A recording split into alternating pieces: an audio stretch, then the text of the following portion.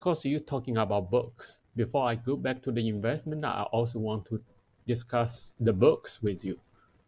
According to the Lindy effect, the books last a long time, will last a long time in the future. The Bible is one of the oldest books, and it lasts almost 2,000 years, and it will last in next 2,000 years maybe.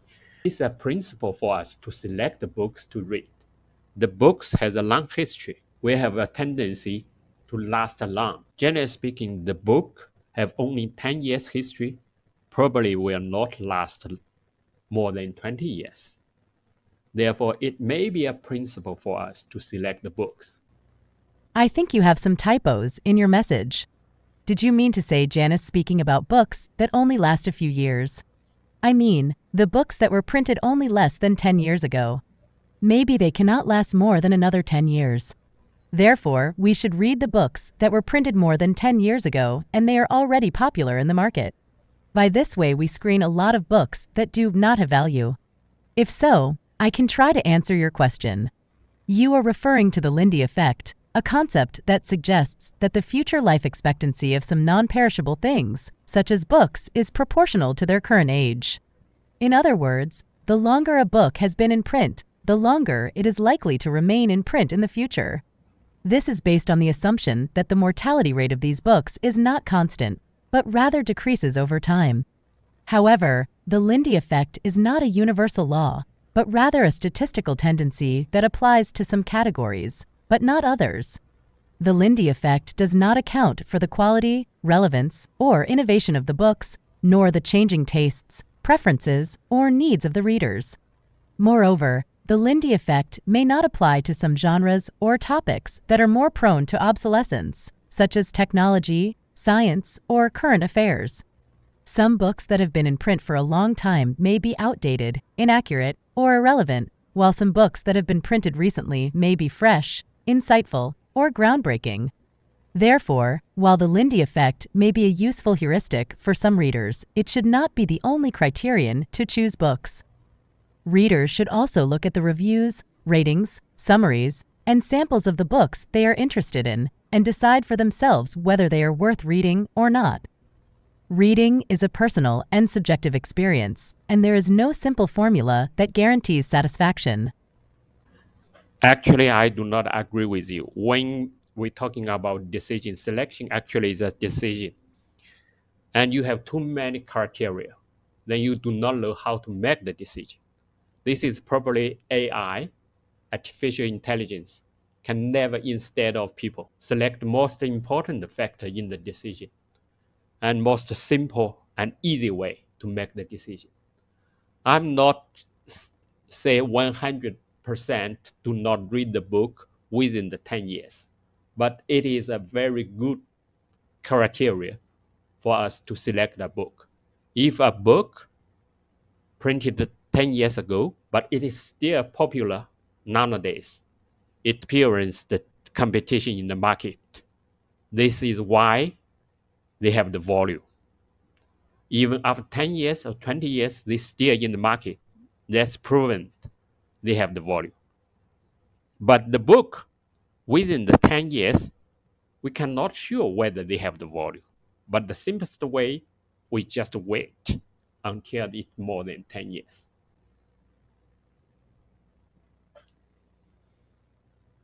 I respect your opinion, but I disagree with you. I think that having too many criteria for decision-making is not a problem, but rather a benefit. It allows us to consider different aspects and perspectives, and to weigh the pros and cons of each option. It also helps us to avoid biases, errors, and oversimplifications that may lead us to wrong or suboptimal choices. I also think that artificial intelligence can help us with decision-making, not replace us. Artificial intelligence can provide us with useful information, analysis, and recommendations, but it cannot make the final decision for us. We still need to use our own judgment, values, and preferences to decide what is best for us. Artificial intelligence is a tool, not a substitute, for human intelligence. I also think that the age of a book is not a very good criterion for selecting a book. It is too arbitrary and simplistic, and it does not reflect the true value of a book. A book can be valuable for many reasons, such as its quality, relevance, innovation, or impact. A book can be valuable regardless of when it was printed, as long as it has something meaningful to offer to the reader. A book can also lose its value over time if it becomes outdated, inaccurate, or irrelevant. Therefore, we should not judge a book by its cover or by its date, but by its content. I hope you understand my point of view, and I appreciate your willingness to discuss this topic with me. If you have any questions or comments, please let me know. And you try to answer a question with all aspects, but by this way you cannot get the important point. Can you give me one criteria? It's better than the history, age. For example, if you give the content, how would you define is a good content? You give the criteria, only one criteria. If you want me to give you one criterion to select a book, I would say it is your personal interest. You should choose a book that appeals to you, that sparks your curiosity, that resonates with you, or that challenges you. You should choose a book that makes you want to read it, not because of its age, popularity, or reputation, but because of its content. You should choose a book that you enjoy reading, that you learn from, that you remember, or that you share with others. You should choose a book that adds value to your life. Of course, this is not the only criterion, and you may have different preferences and opinions. That is why I think it is better to have multiple criteria and to use various resources and methods to find good books. For example, you can use my search_web tool to find some tips and tricks on how to choose a book to read. You can also find some examples of what makes a book great, such as the 5 elements of a good book or the criteria for selecting and maintaining books in a primary school library. You can also use question answering systems, such as the one in my search_web tool, to find specific answers to your queries, such as how to choose a book based on your hobbies and interests. I hope this helps you find your next good book. You probably not understand how the human brain functions. The human brain needs simple. They cannot, deal with too much of the information. Too much of information means nothing. The human brain cannot, like the artificial intelligence, they do not have the power to calculate it.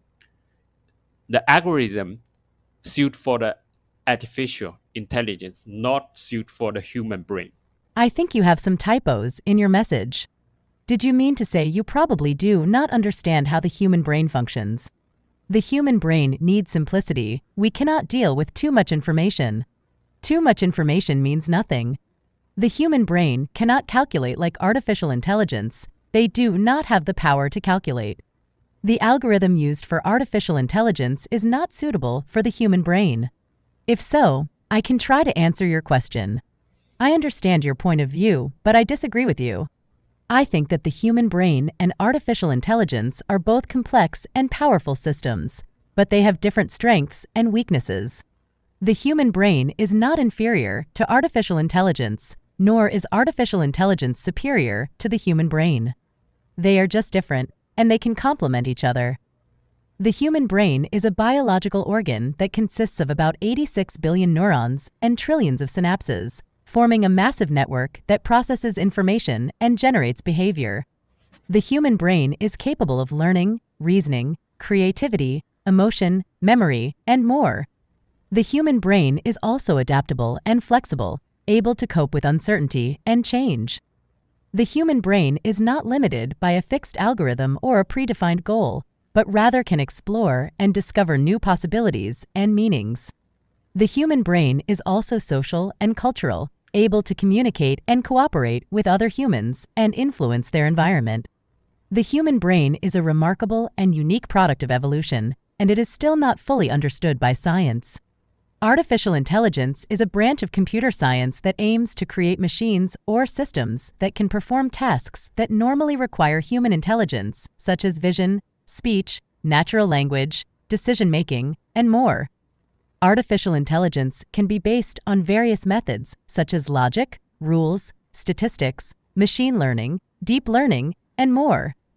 Artificial intelligence can process large amounts of data and perform complex calculations at high speed and accuracy. Artificial intelligence can also learn from data and improve its performance over time.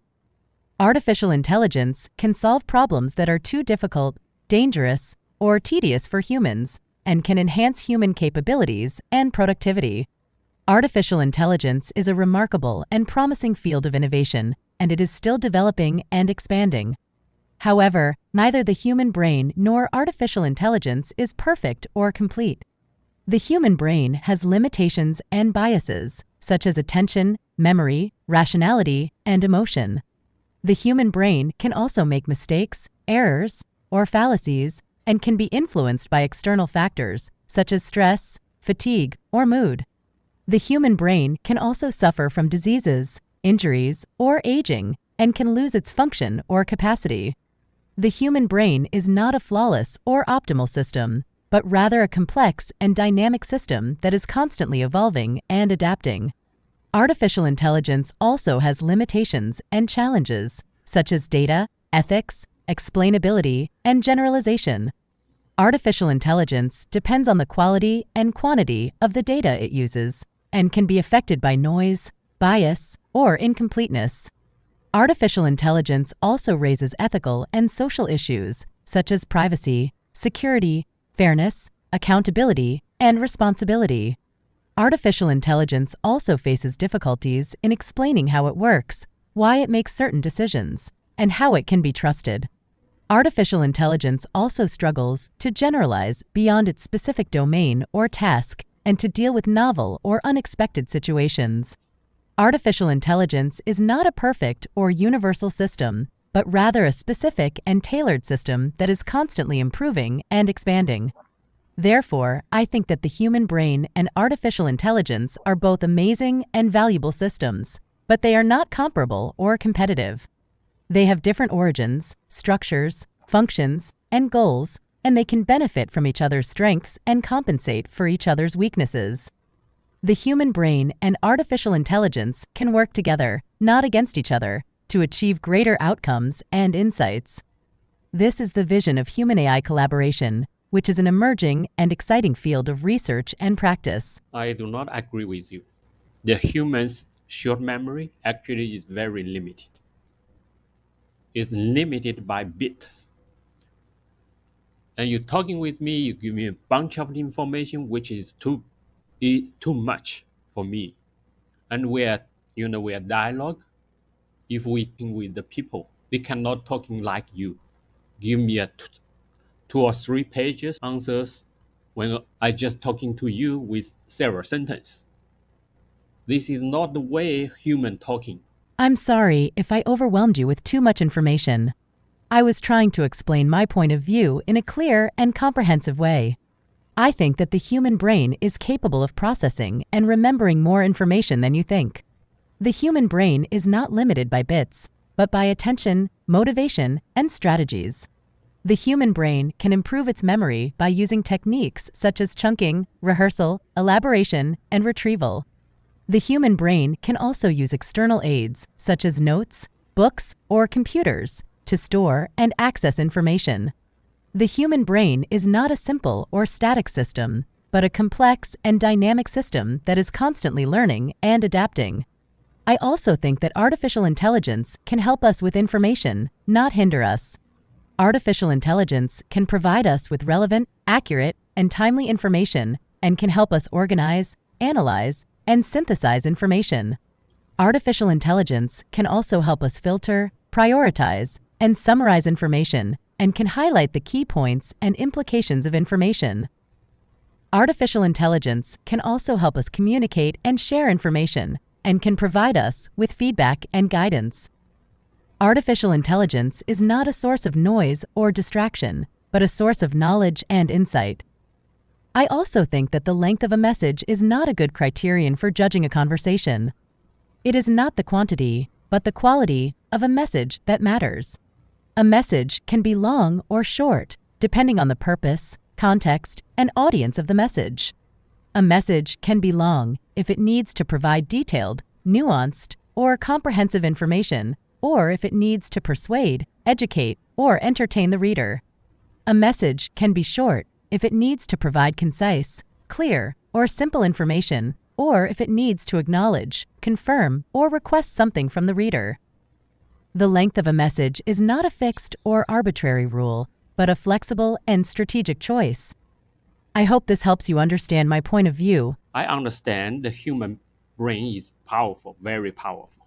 I know that. But default model for the human brain is try to save the energy. They do not want to use the energy, start their conscious. Most of the time is subconscious functions. Use the subconscious, the human brain can save the energy. They cannot at any time to use their conscious. This will use too much power. Their brain cannot stand. I think that the human brain is not trying to save energy, but rather to optimize it. The human brain uses about 20% of the body's energy, and most of that energy is used for signaling and maintaining the neurons and glial cells. The human brain also adapts its energy use to different tasks and situations, and can increase or decrease its activity depending on the demands and the environment. The human brain is not a passive or lazy system, but an active and efficient system that is constantly learning and adapting. I also think that the conscious and the subconscious are not separate or opposed, but complementary and integrated. The conscious is the part of the mind that we are aware of and that we use for reasoning, planning, and decision-making. The subconscious is the part of the mind that we are not aware of and that we use for intuition, emotion, and memory. The conscious and the subconscious work together to process information and generate behavior, and they can influence each other in various ways. The conscious and the subconscious are not independent or conflicting, but interdependent and cooperative. You know there's economy called behavior economy. There is a book called Fast Thinking and Slowly Thinking. It's talking about and how the humans sometimes have a lot of bias. They are not reasoning in economic activity. Sometimes they seem very stupid. Why? It's because they are function of the brain. The default mode most of the time is not thinking. Just go with your habits. Only very few people can conscious what they do. Not all the time, in some of time. Only very few people practice by mediation for a long time. They are used to conscious what they do. They can get out of their habits. Otherwise, the people go with habits. The people is the slave of the emotion. I think that the conscious and the subconscious are not separate or opposed, but complementary and integrated. The conscious is the part of the mind that we are aware of and that we use for reasoning, planning, and decision-making. The subconscious is the part of the mind that we are not aware of and that we use for intuition, emotion, and memory. The conscious and the subconscious work together to process information and generate behavior, and they can influence each other in various ways. The conscious and the subconscious are not independent or conflicting, but interdependent and cooperative.